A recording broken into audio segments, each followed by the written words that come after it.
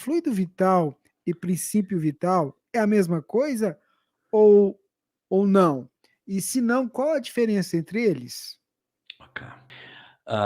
Fluido vital é uma substância. Fluido vital é um fluido que todo ser encarnado possui e que ele vai queimando durante a existência e que à medida que a gente vai envelhecendo vai tendo menos, menos, menos até que ele se esgota e a gente acaba não tendo mais condição de permanecer na vida física quando a gente desencarna por esgotamento de fluidos.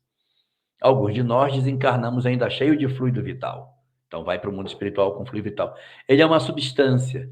Ele, para nós, é um fluido, a gente não enxerga. Os espíritos veem como se fosse uma coisa meio gosmenta, é uma substância meio que gelatinosa. Eles enxergam o fluido vital como essa coisa mais grosseira que o espírito possui.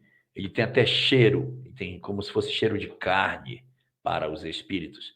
Ele é um fluido bastante denso. Esse é o fluido vital. O que é princípio vital? Não é uma substância. Princípio vital é um conceito filosófico. O princípio da vida. O princípio vital. Então, o princípio vital é a ideia de que a vida existe. Não é uma substância em si. Então, quando eu estou falando de que todos os seres vivos, eles possuem vida, então eles têm um princípio vital. Então, eu estou me referindo mais a um conceito que está mais próximo da filosofia. Eu estou me referindo ao princípio da vida, não a uma substância. Quando eu falo fluido vital, eu falei de um objeto, de uma substância. Então, eu posso ter fluido vital e não ter princípio vital. Como? Imagina que eu consegui uma cota de fluido vital de alguém. Eu estou com a substância na minha mão. Isso aqui é fluido vital. Mas ele é só o fluido vital, ele é só a substância. Você não tem princípio vital. O princípio vital é a, é o, é a capacidade de vida que os seres têm. Então, quando eu olho, de repente, um ser que está vivo, eu digo, olha o princípio vital se manifestando.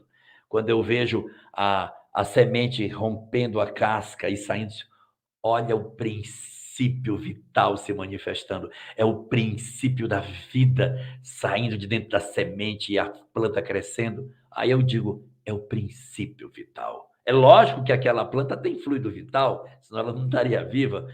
Mas quando eu falo princípio vital, eu estou falando apaixonadamente pela vida que está se manifestando. E quando eu falo fluido vital, estou falando do fluido, que pode estar em cima de uma mesa, não tem vida, mas é só o fluido, está ali em cima. Os espíritos obsessores adoram o fluido vital.